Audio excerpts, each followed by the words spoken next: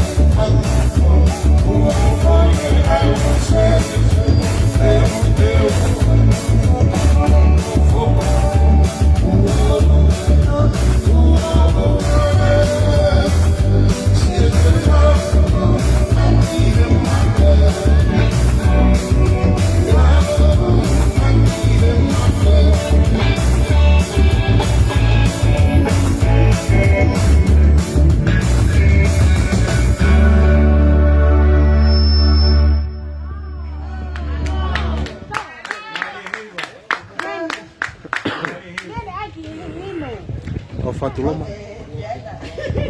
Tony ho. Mere au nofo.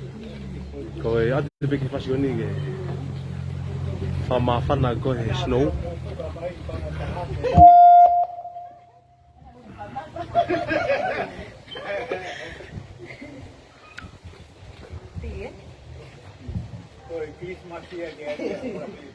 O whato tu mapa re kite.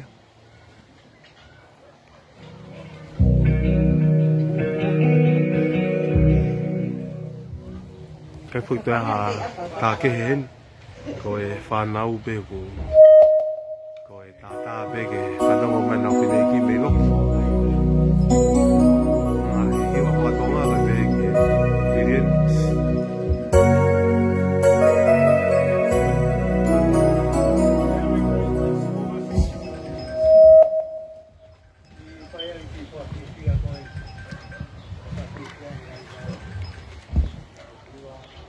Te fasori o moto o pai o fa bege mo mau ha te o Christmas i le rei I he afu bomi tonga no sila ngai pono e Pasifiki te bebe Amerika I mo Hawaii ngai pono a muri ke le una to Christmas o mui na dolo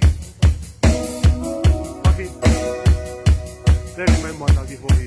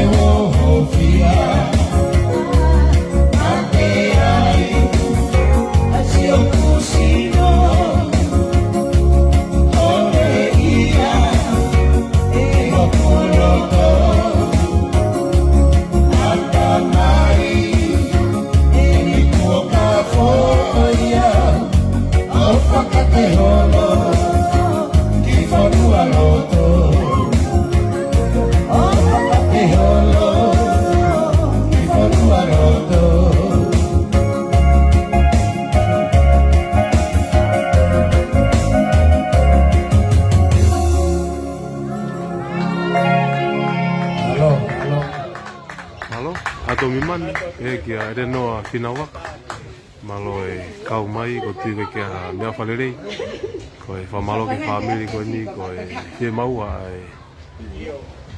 ai ki ngau e vai ni lawa ki tokoni ai ki he nau whenei ki tau i watolo kune toko tope i he moenga mamahi ko tu i hoko pe whangi wa ko ni ko a whanonga mo ke fia ki te ohi koia e alo i e whamoia kupongi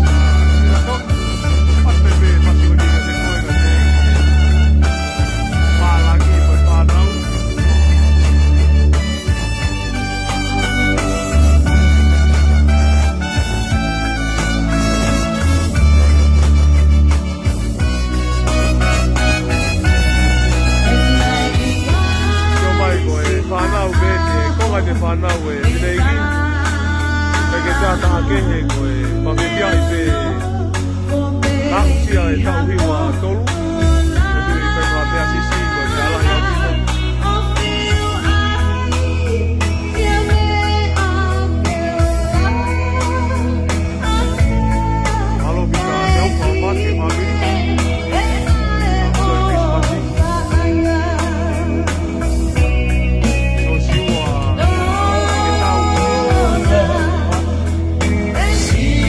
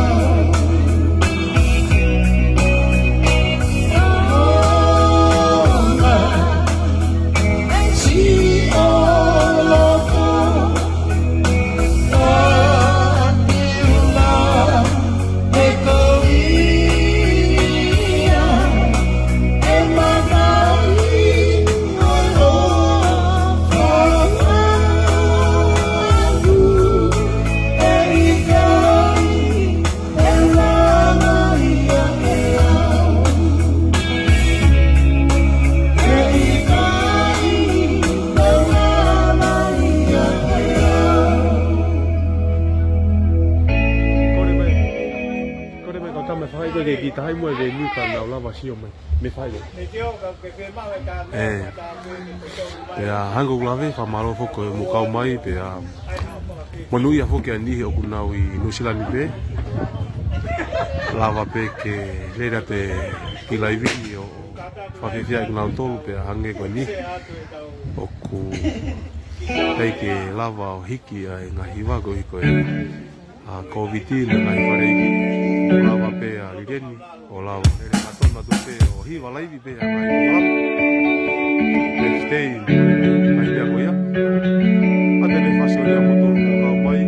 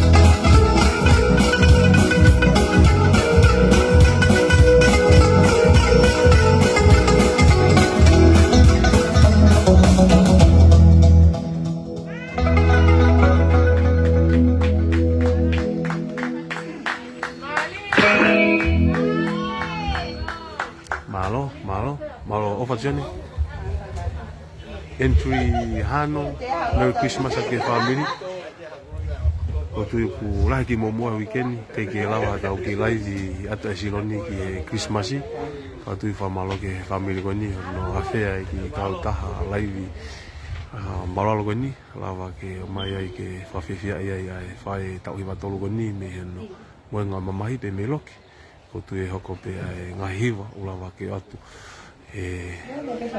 rieni mo kautamea ko ni ko whawhewhia mo a whanonga o ko te waki ko i Christmas i au i ngai whanua Pasifiki ko te whoki ki kau whanua ko na mamata me Amerika no ngai whanua muri ama oange tu mo toki Christmas hoki aho hirika aho ka hoko o fa pe ke mo ma Christmas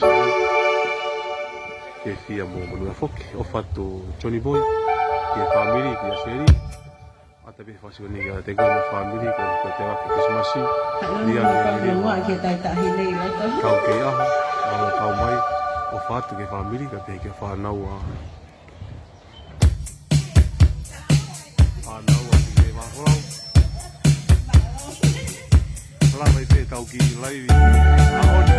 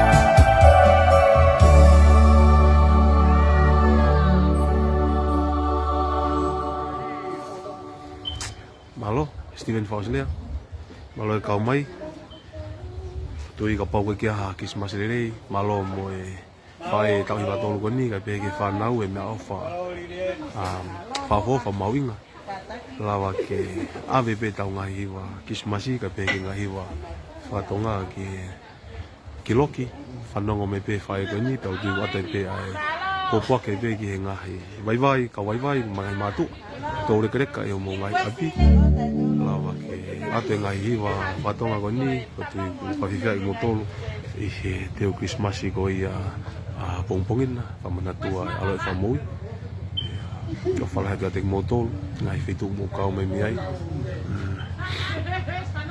kai fok te hata ngai po kala mai family fe ma be fa nau ke hivehi va be kau ta me ani ke fa no mai fine ki me loki pe o tu me fa fe fia pe ta po kia ko lau mari o Christmas pagi mea maui ngā ke teu pe ai tano au hina ke whahaki ahoia. Whai a whakawhea o ki teu aloi. Pake kau mai whoki mo kon men ni ke tau chimpongpongi. Mo sio ke mate ke iki ai whanau. Kai ke whahamu ke witou ke iki vare a ai a ka pe ki aneni. E ko tu ko ni ona ke yulo au piki manatu. Ka pe ki whafu u akau ni ko he pange hawalo aka mai me whai e taha whai teri hape mai aia monen na kei moui tana o au hina ia e boni pe a whai rewa pe pong whamoisi no a bongbong ke lava katoa pe ata pe whasio ni mutu kau mai na e whai pe ki whakau ki whātau ki raive weekend ka te lahi pe ai e mo kina e ngahi mea wha whamiri pe te wako e kismasi ke kakato e whanau e nau ngai nau wha tau tui hoko i ki fo i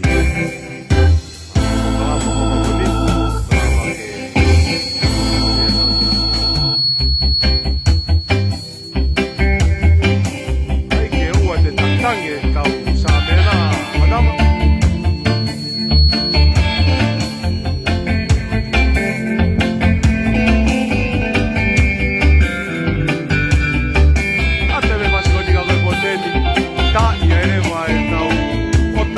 que te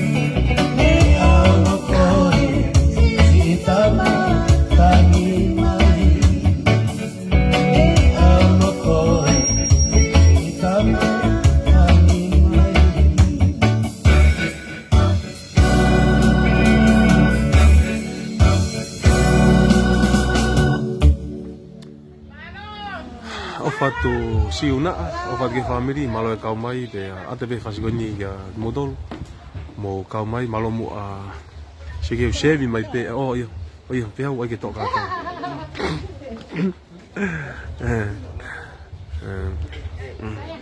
ya ko tu ko ni o mau i he kolotonga apa o mo i menguri o e museo mai pe ki he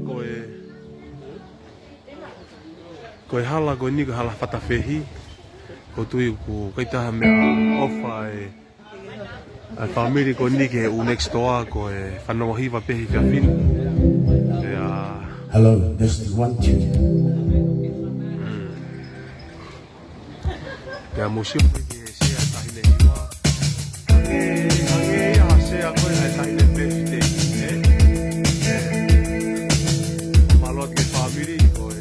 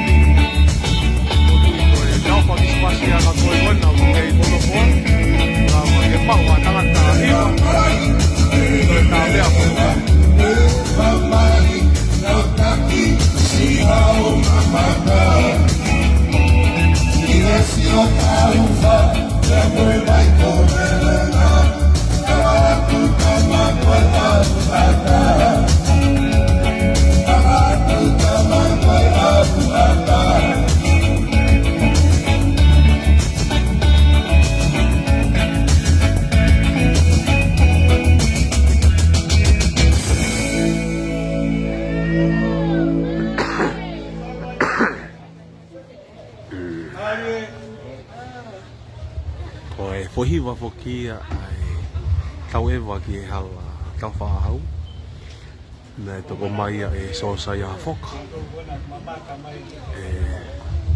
tui pe ku mou whiawhi ai o tui ka lau mare Christmasi ki tau whiawhia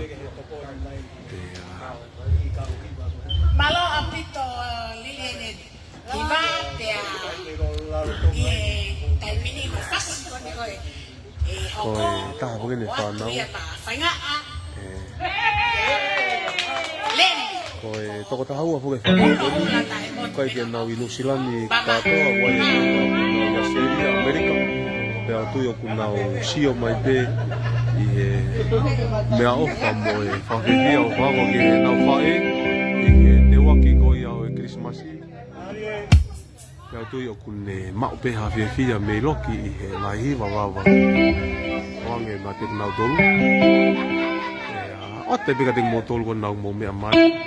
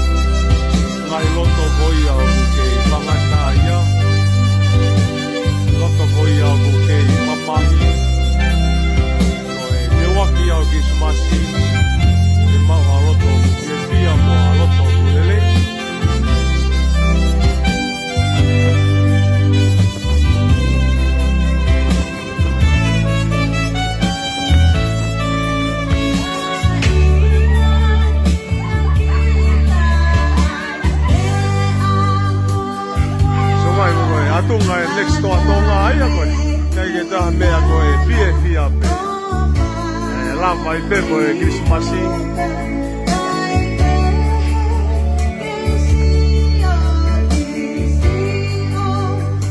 Ala.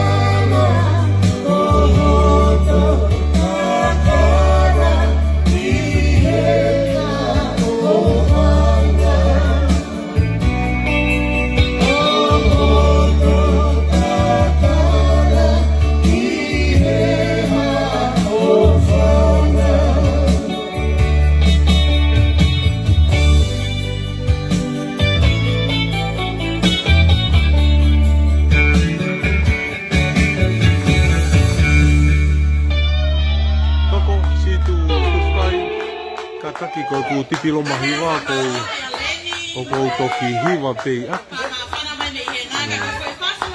Malo mo kau mai Bruce Lee tupo pen halasiri Sirika Mawin malo kau mai malo mo sen mo la toka one lau ko malo pe ke mawi ke whakakato mo whawhiwhia i ka inga i he whanua ko ini ka tau whito ki he whae ko ni i he moenga o mamai tau hi watolo ko te ko e amusi ai au nea o ki he whutau ola pēni ki tau tolu maa o te tau ngata ke te i he tolu o tupu te te whasoni ngā ki mou tolu i he te awhini Mama bopo e ngahi mea ofa whanau te uhoia ki he whaki e tori a kau kismasi e pōnia toka bongbongina.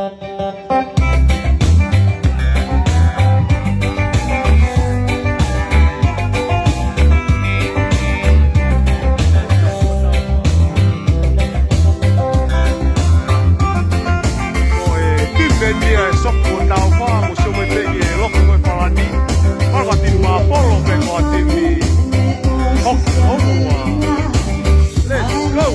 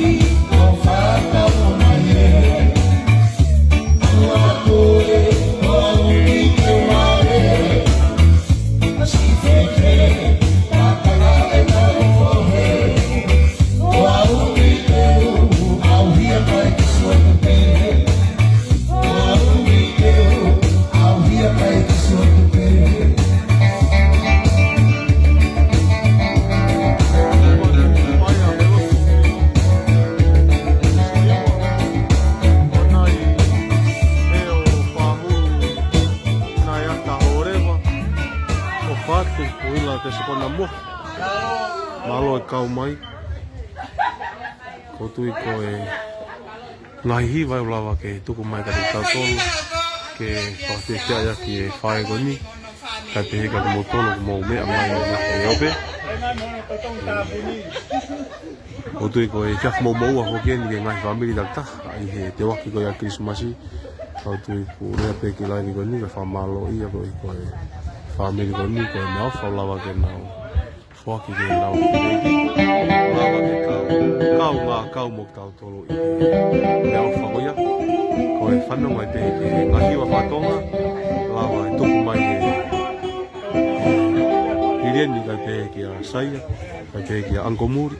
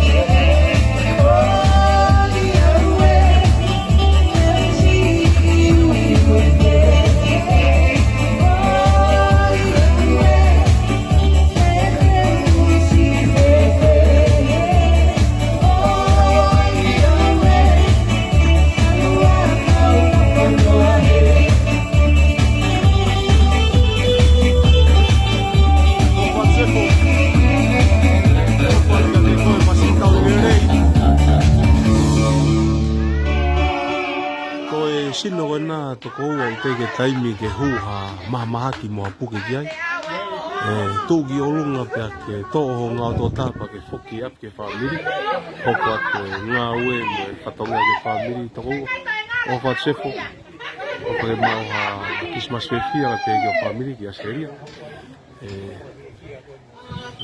malo ka moi talo matavuna kotea Processo no Samuel que vai comer.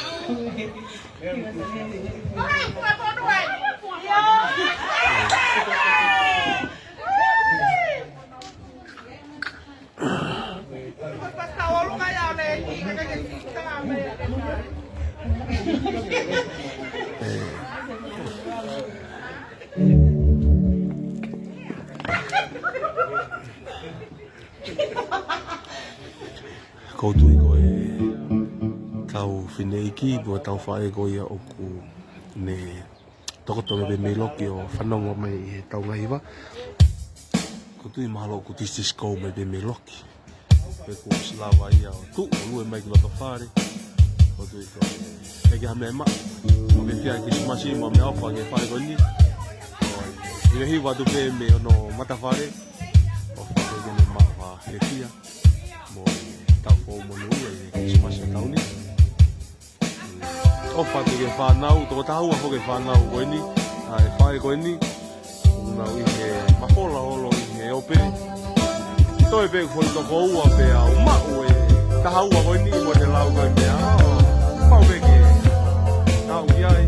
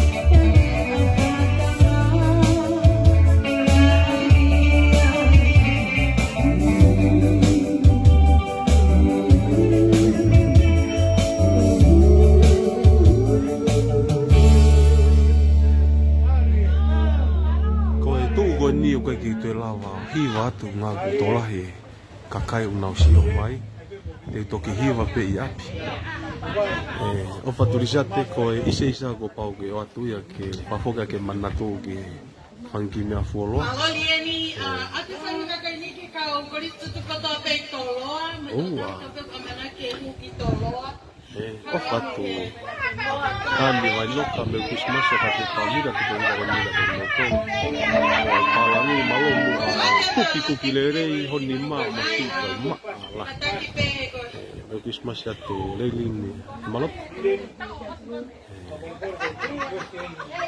ko e fasi fu ni uli ko sia ke ave ki toloa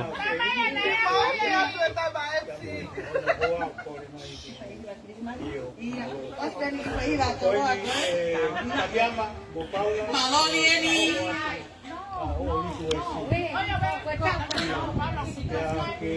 happy birthday ka melelo asi atu pastoi ia ke papia ia ti birthday o melelo patahaya mo pajama o ba ko tu ko ni yang hange tare tau MC o fate ka motol mo sio mai ki he ko toto fare ia ni te ko kolo tonga ni mengui pajama o hawa o ligosi ya atabe ko west ma atu be ka to o ngia ki a so sai a fok ke ne hango tuku ia tu e ko su tuku tolo abe fogen te ne hange pe o atu ai hiwa ko ia ki e kau tolo a oua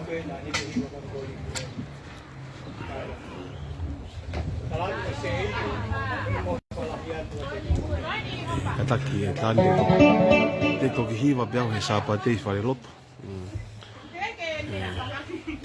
nihi ko toa pena e so ki toloa pena e moa ki toloa pena e whamamahi ko hafu toloa a te whasko ni ki moto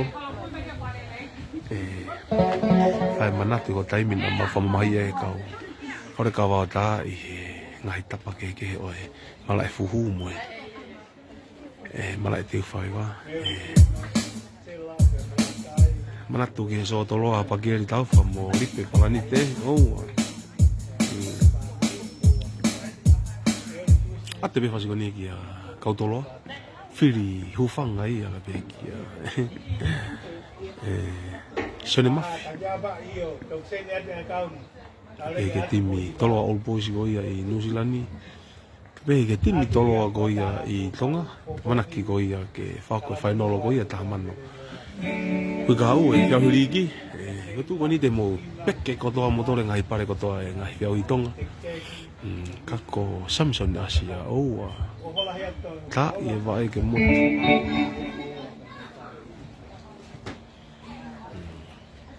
o fatu mona yong malo kau mai a te pe fasi kau toloa ke te koe manatu ke fuso toloa mona fa moe moe ia tu e tongani ari reni ke whanongo mai koe ke fasi ko ni o a ave ai ke fu moa toloa he taim koe ia o ne lau koe e whine motua koe saive koe mea e taim fuoloa a te peka te koe sone kula malo kau mai o matu taimina ke apia ko ai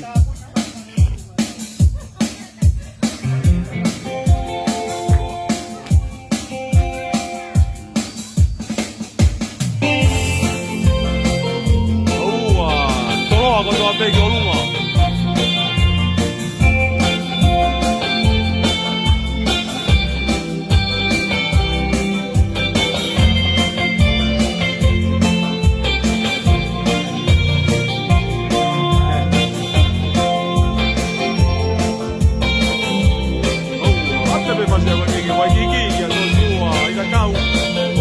family kau peke toloa koe te Waikiki kau langa ia koe matai tope ka peha koe matu ia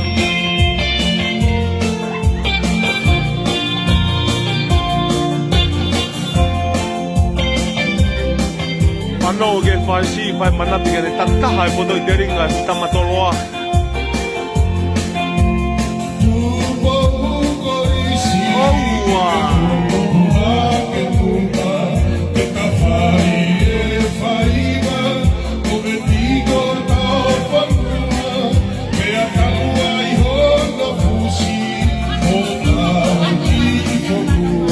Take to ia we next to up here.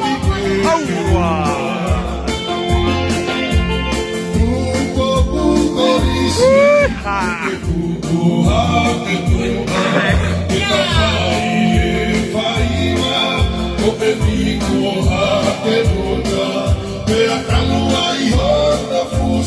Ata bangai me ia para lagi le mai koe papat le ai.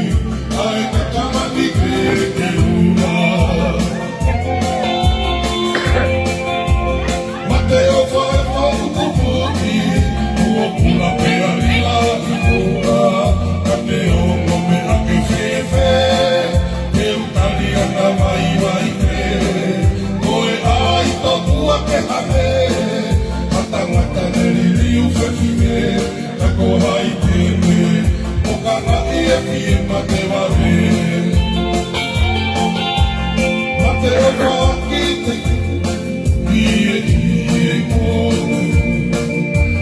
Fai hasi poti, tutumu ai whakapatariri. E koeri te tuiwi, o kaiwi, laupe, ata paho o kai e whiki. Reife, apu.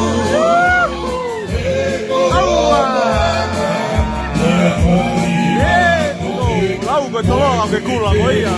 Nona.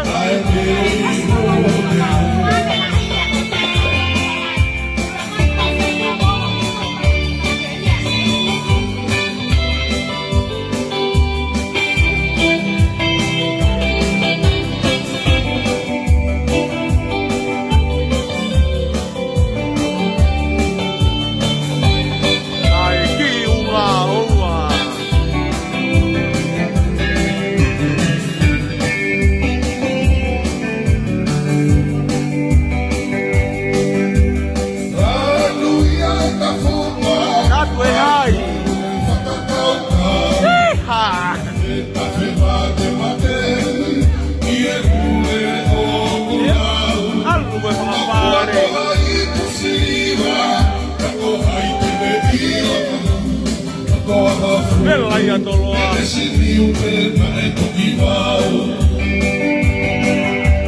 Mateo fai tautu puni, ua kua pea ila e kohui, kane a mohi, kake fefe, te utali o na wai te, koe ai tokua ke hane, hatangata neli riu fefine, kako hai te, toka mai e fie mate wame.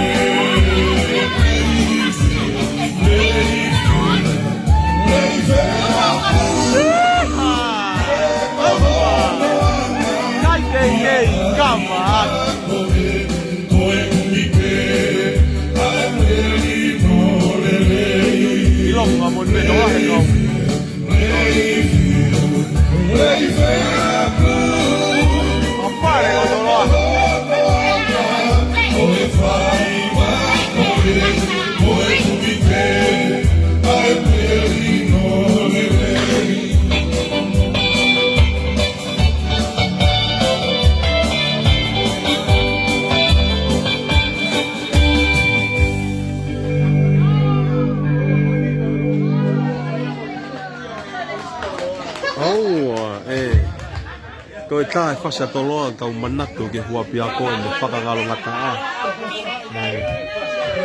Kau nau whangafoi.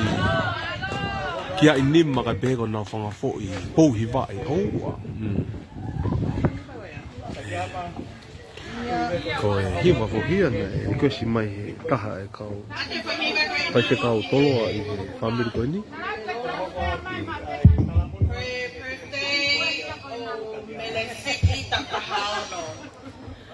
Mole di ni kapau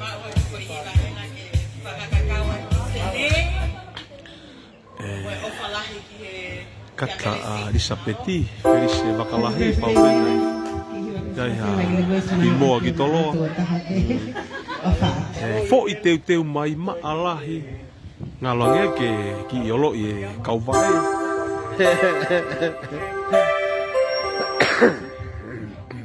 Wana hai ana, mabubuwa kau ni watu, ya melelo. Tamai kau toloa, pukei mange ngo tamatamea.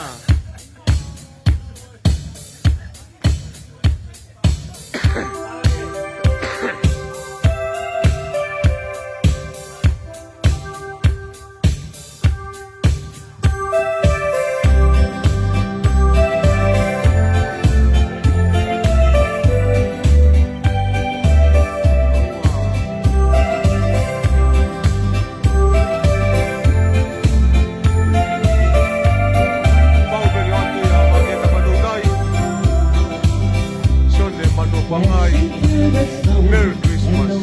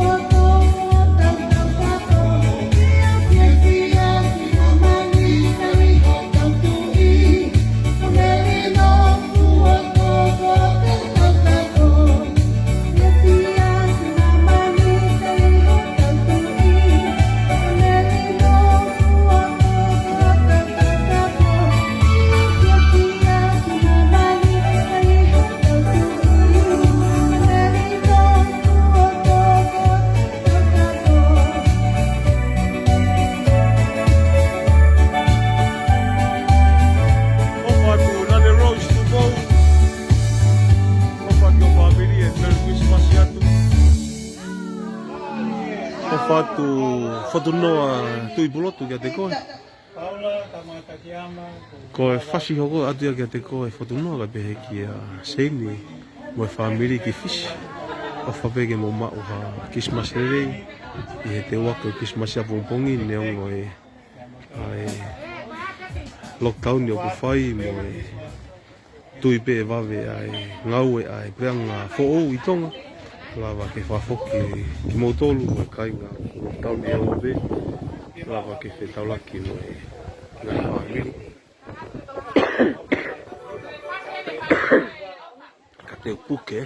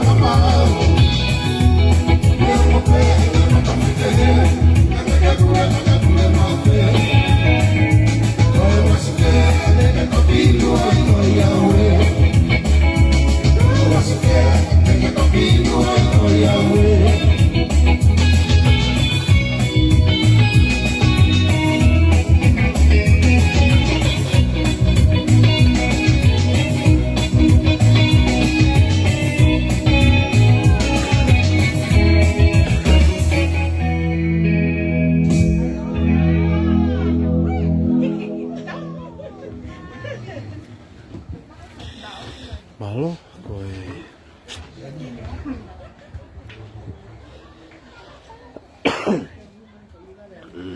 koe ngai whase o lawa ke tukati tau tolu.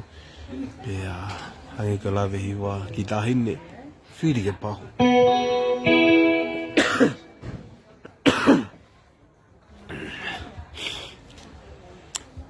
Hangi ka te au rere mai ki tāke a te au. Wai wai ngā toa pēr hui mai kā koe.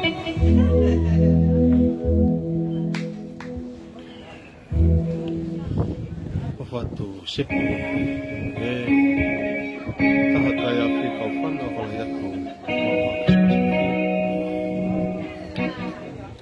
maa koe hiwa sai longi o whatu me vai ko whatoko oua i vai moni maa upe hiwa koe ke vai ko whatoko isa lawa ke watu ia te motonu veni ni o whatu ka te koe veni ni mo e whamiri ko o singa koe tau ni veni ko kau ea ke ai ha ki moa ke wa ki atoume ke waki koe tau fo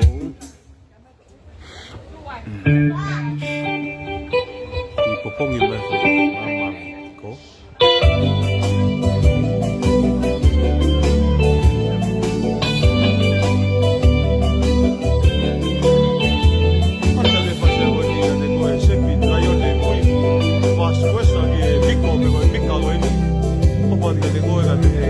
Kainga koe e kungasia o kapoa pare tau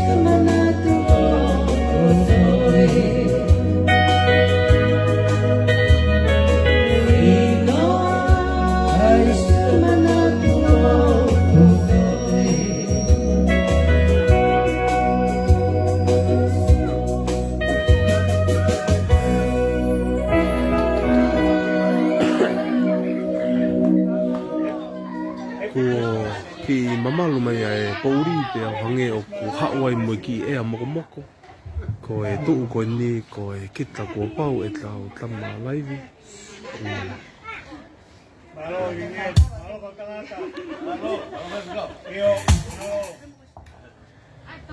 ate pe fasi ni ki a resli yo o ai ke o ta umme i ka maka be i Hawaii be ai ke o fati ke family i he holiday ko ia ki whanua o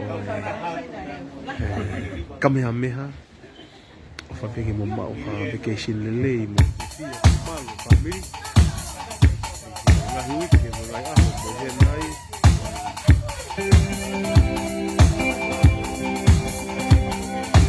ata me mas kotiga te koe wake na patokai aga te kia apa yo siap to wastoni Singapore ni Amerika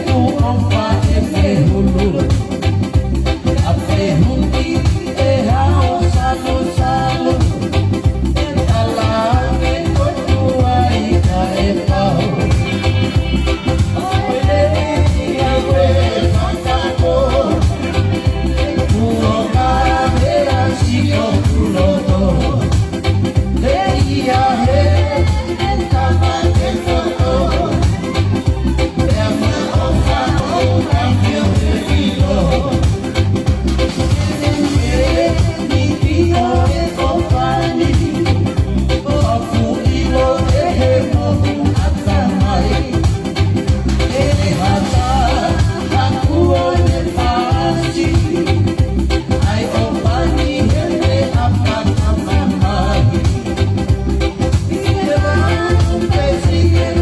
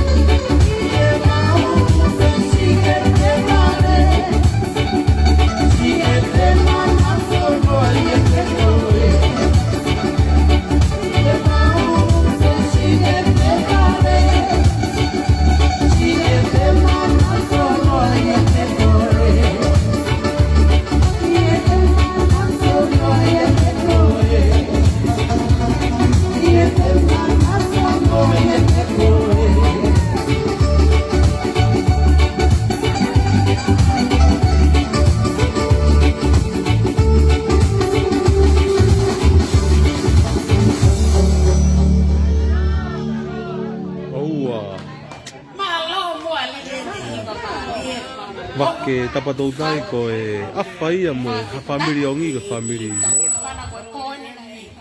Ki whaki ai o tau misaya, te tau o o tau māwhana.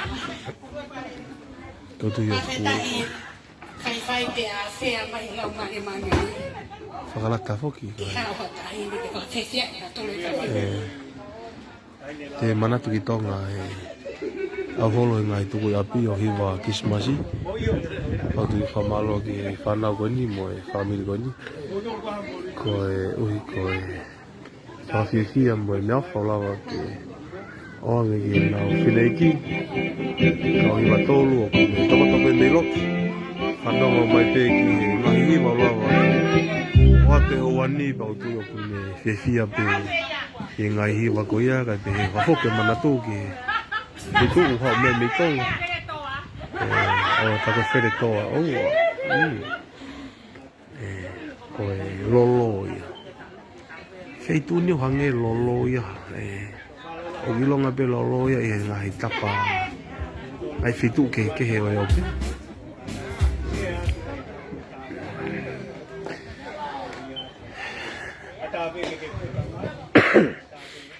Malo e kau mai. Oi si. Whati ka te koe ka pe whamiri ka te pe whati wani ka te koe.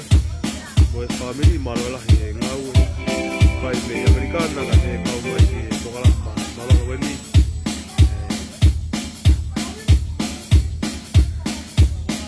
Veni. O whatu to oa. O si mau ha meau pai hei te kau. Uke si nouro ki tātawa e ai.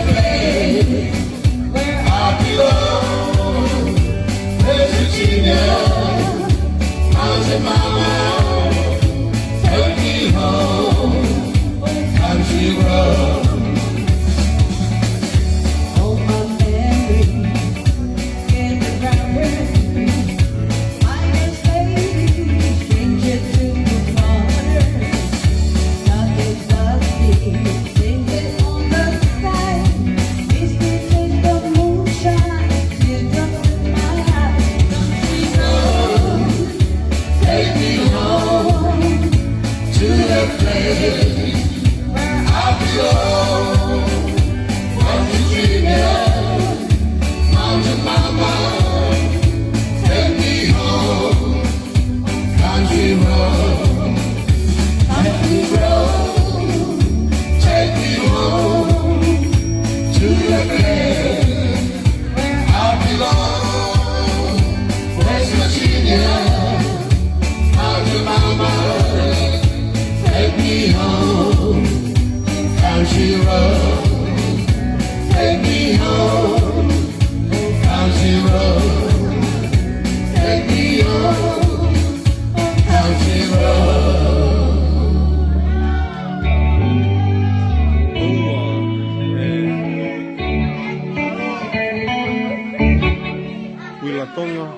Te whai manatu ki heka hoshi mo e cowboy, Oua, Ontario.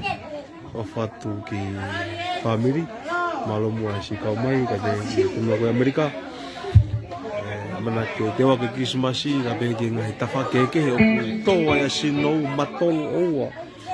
Henga momoko sinou, ka whanonga peha. Whewhatuni wajua mai whangata ua o nao si papaya mai me turiki koe. Ke whia. We whewhatuni wajua ma kuodon kodoa. And Merry Christmas to all of you. Oua. Thank you.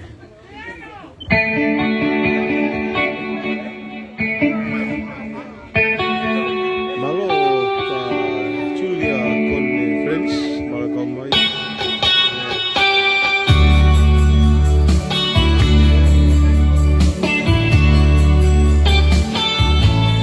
Lere hake me lo ia.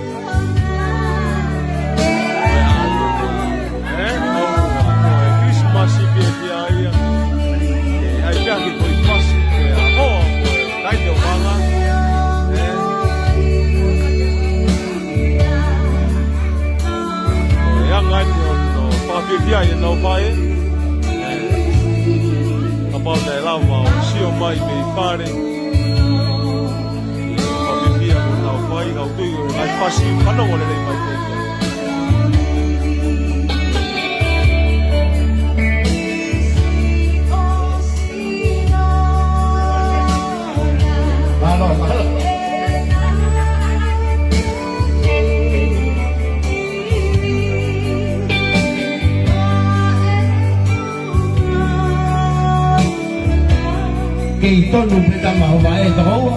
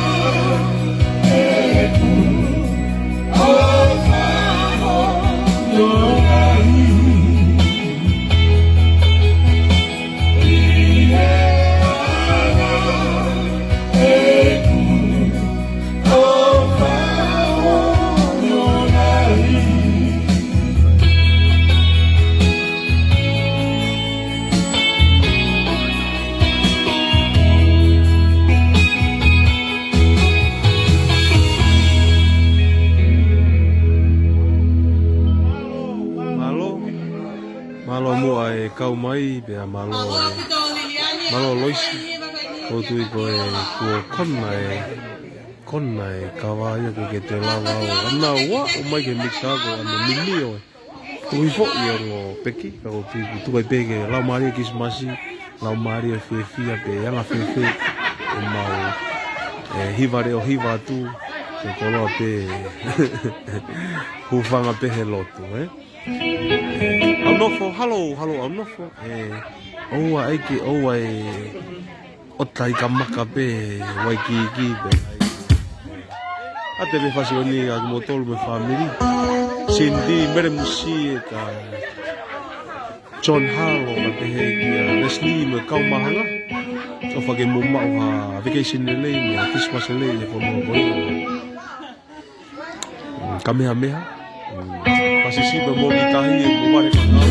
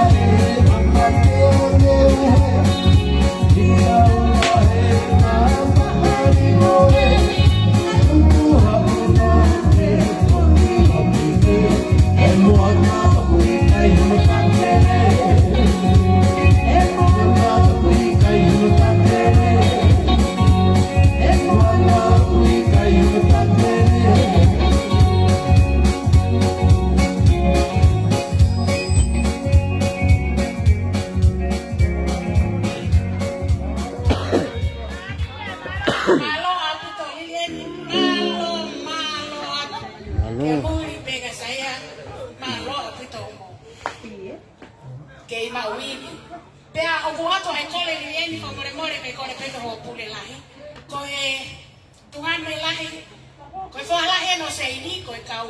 Tu pau kole chia te pana pangai. Ko ne o kune kole mo tolu ki. Aua ko kau mano pangai ko kau rekai ana I he wā tākola. Wow, yes. Ako pangausta o ki he me pe.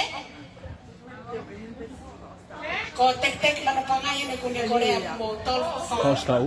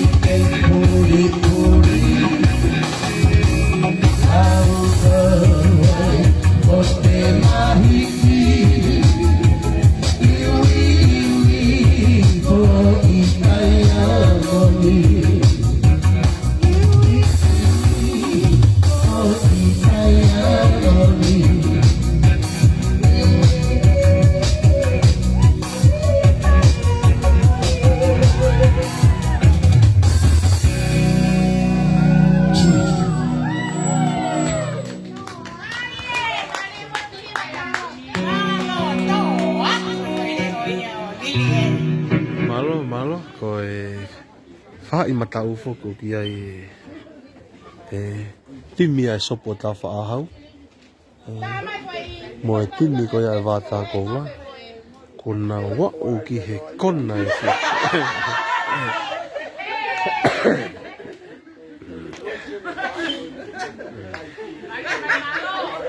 ei ta ko vai malo oa Kako kau wavu ka tō te o next door ko ni. Ko tui o ko loto whi maria I pe ai whalahi ko ia a sen ni mano pangai ke tō mea mai pia kau tā mea ni o whawhewhia. Nā whenei ki I he whausinga ko ia o e tau. Hoi ka hau ia. Ko tui mahalo ko e whawhewhia pe whoki koe ke tau iro ke anga e tu o mo ui ke ka hau. Kau tui ko e mea lere ke tau whaonga e ngai taimi o ku tau ke whiohi ai mo e ngai kakai mau inga ko ia e mo ui. Tau tau te whito ki kau mātua. Ke tau ilo anga e whanonga. Muri, he?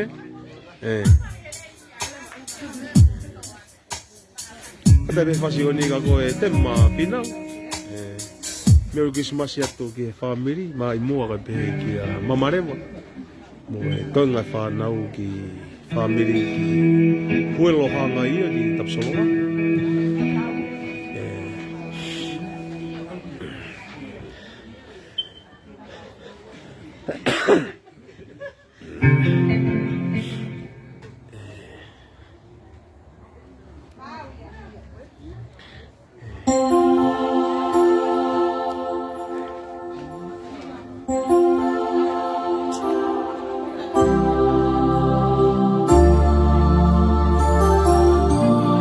Foki a moa ke lotu, o tui ko e Christmas ere ia ke tangata te magoha ko I lapalapa pe, pawhe awa ki Christmasi.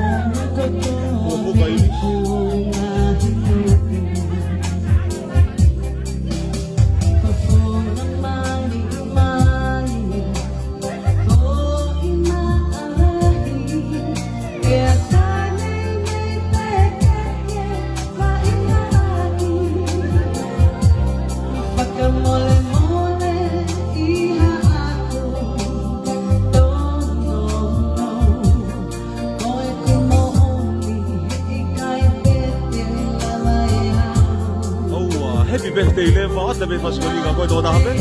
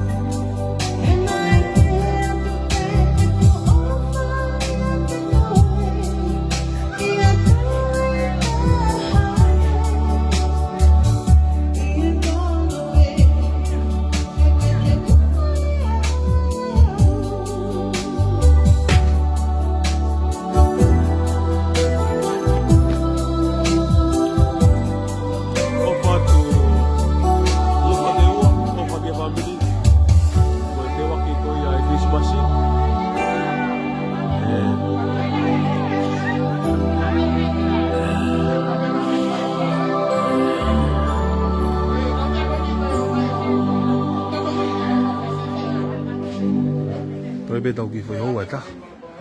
Oku ki kamata ke tola he mai family be hange oku na ki o si ha una to ko na hai. O tu ni te na fa viri ke te hoko atu ka o stalange pe ko pau pe ke fai ha ki api ki mu ai ta wa ki fai ha to ka ki smas e fa no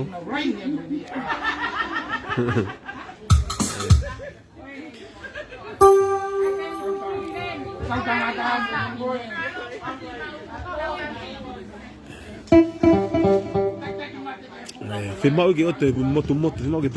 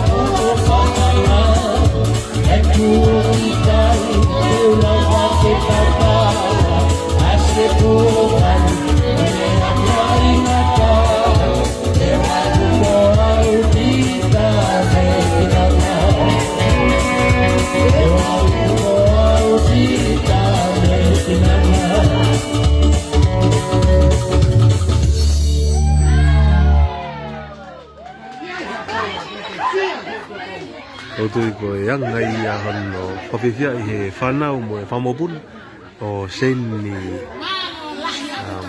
banwa pangai ai te wa ki Christmasi ka o tu yo le ngo ko ke ne hen mo te tau tu le ma o me pe ha fia e loki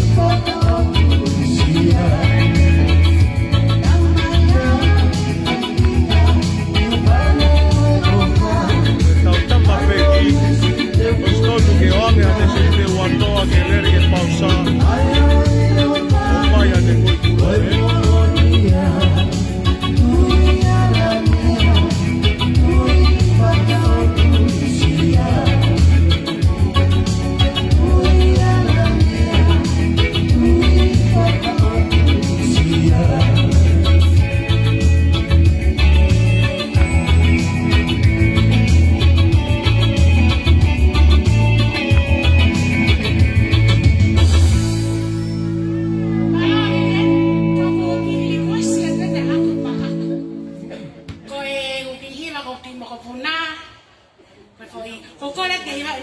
Wherever you go, wherever you may wander in your life. Okay, but there more na tali kili malo si tawi na.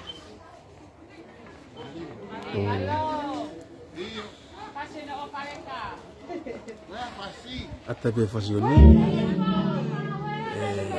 o farek maupun farek ini.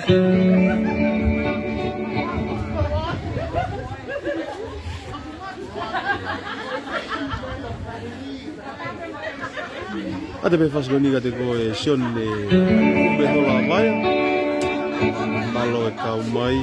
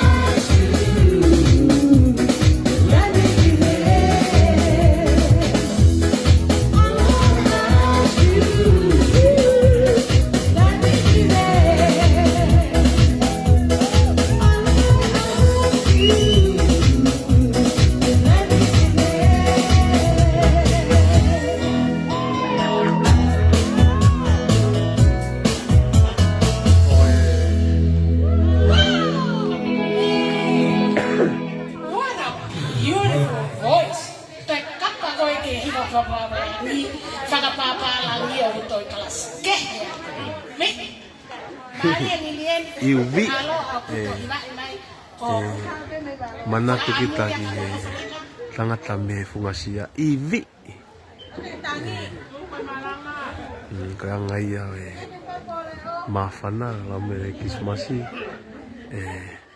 fafifia e family fanau ka be famobuna ai na kui ko e fai ko seni mano pangai hono tau hiwa tolu mo ya usia ko ia o e tau fai tau kismasi o e tau ni o kune tope i loki fanau mai be ki e ngai wa mari wa ke to ka tikia e au te roto be foi family ke to e hau ka rien ni wa pasau amalo ke family ko la wa ke tonia ko ta ko ni ka te ko no peke ta ni ti ne o pe ne re o tolu ka te ke na ka ta mea o stai ni ke na tu te hala ka ka paiki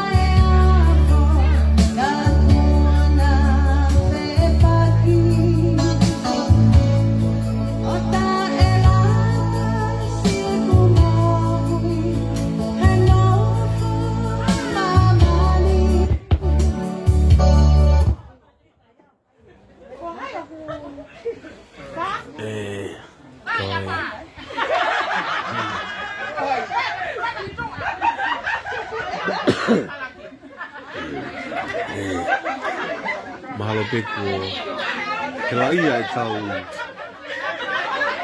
tamata mea sai kau tu fao sa te tau hiwa o fatu sosiua like mai te tau o fatu family o fatu ke mama o te waki Christmas fefia ia ka peke ngai family ko tau pe mo mea mai ke kia merere family pe ki kau taha vai ko ni ko ngai hiwa pe lawa ko Tapi pia i kau tolu pe pamalo e peke family ko ni no pangai ko e mea ofa lawa ke na tu ki na fae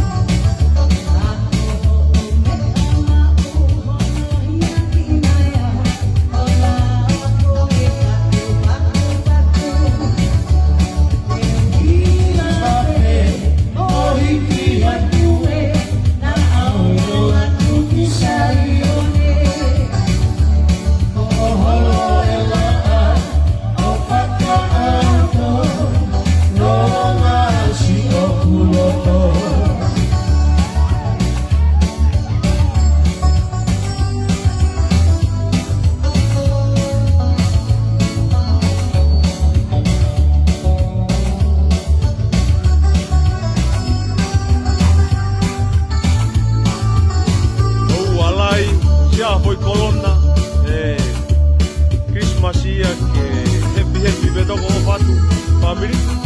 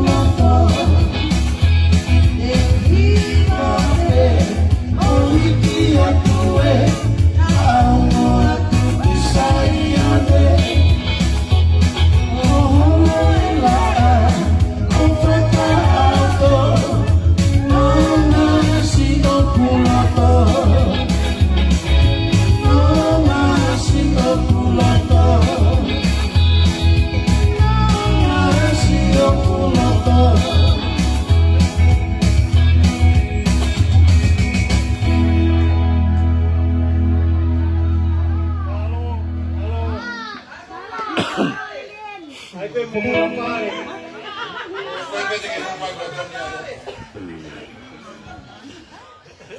Malo, o whatu mata, Ngari fu.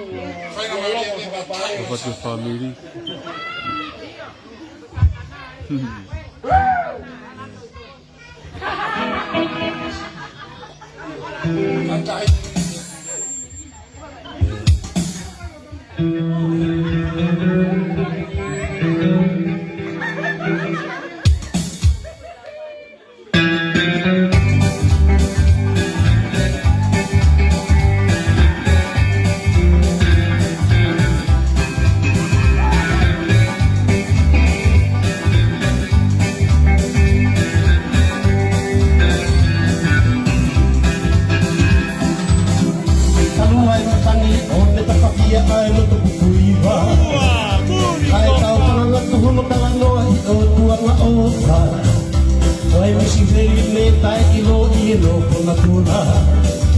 Ilo e haapu tamoha ki kai pai pa musika Sei kei re o kai mana chini alaha Hakai he langi kua tau he pai ni kuua Hakai sola mea ke te pi te whaiva Isa na ataku ko haati le kie matamua Tau mai a na ke whanongoa a sio kure o Tene tangi tau ni he wahanoa o e tahiro roto Te kinai te kupaka amua o koi sono Koe tu keresi au tu tapu ki toto Te o koula o kuongo atu ki o tu toa Whana pēra o minoa ki o tokotoa Tene whakamelu ki au minoa i a patulala Kai hane ha te patatala mo tau whaura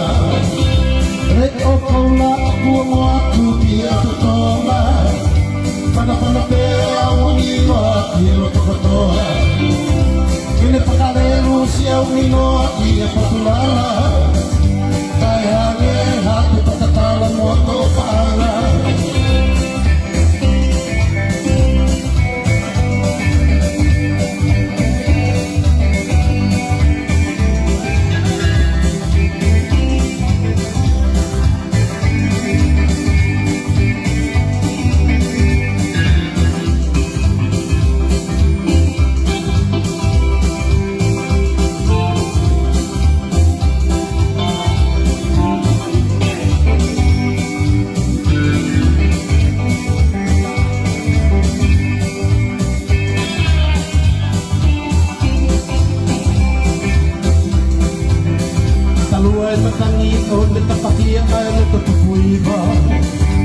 Ai tau panga na tuho matala loa hi o tuanga o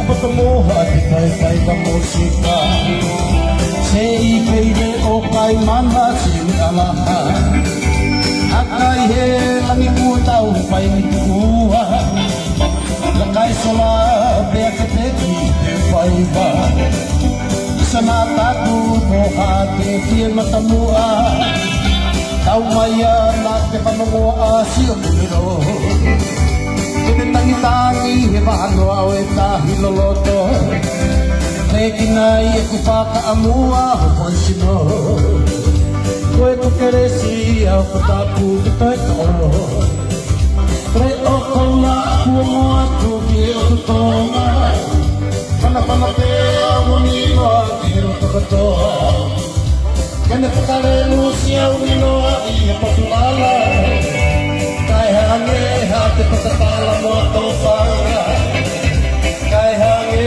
hati patatala mo tofanga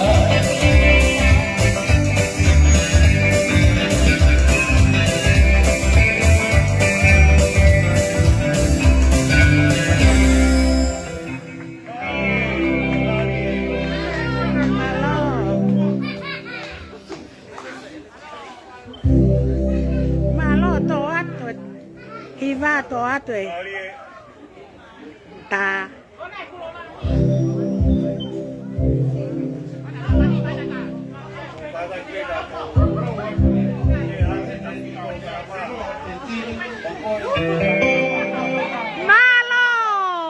malo tuyano funga ya mei faui malo tuyano funga yawe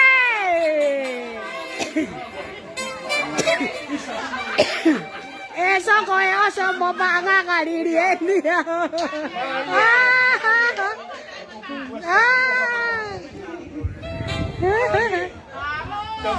Malo tuyano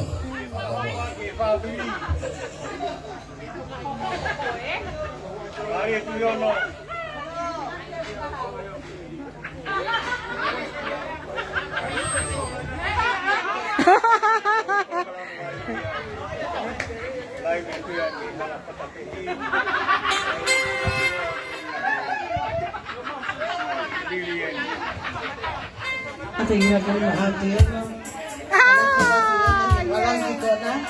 Wala dito tiyon. Opat ako ay mga si Prabani. At hindi ako ay makasagutahan. Malo. Tuyo na fuka-fuka. Kau hihifo.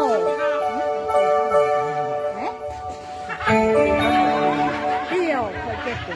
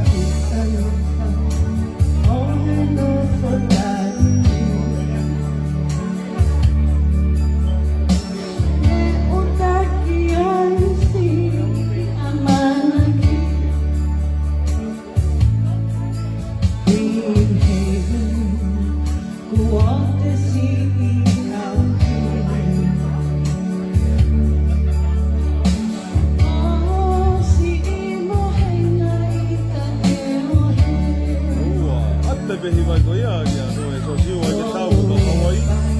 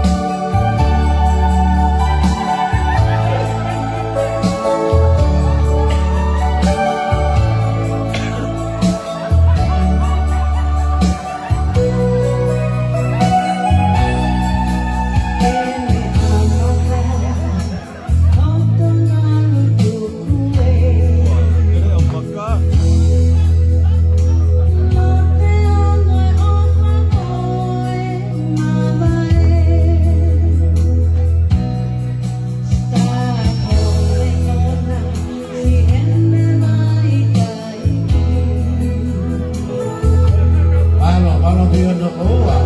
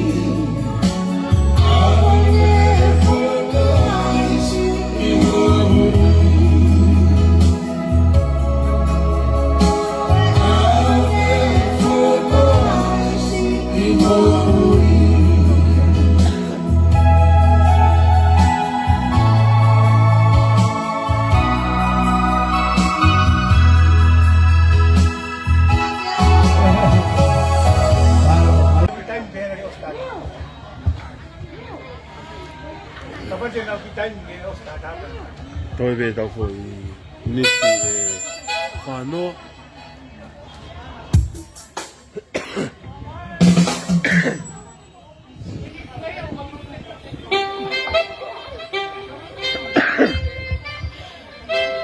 thu kiệt của bao ở bao đua là đâu tôi bắt đầu đi mà rồi cầu mấy tôi về tàu hát hú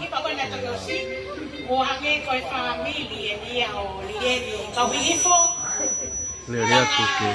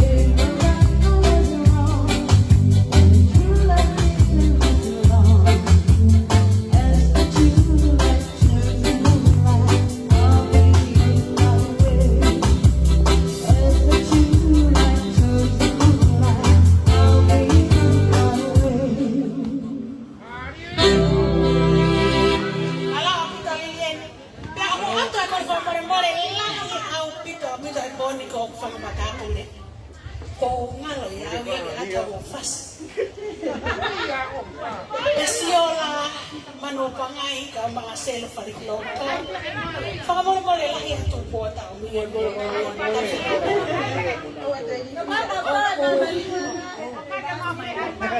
Kon whakamole kon fasihaw ko ang tuya mga peso. Okay, hanaw ko.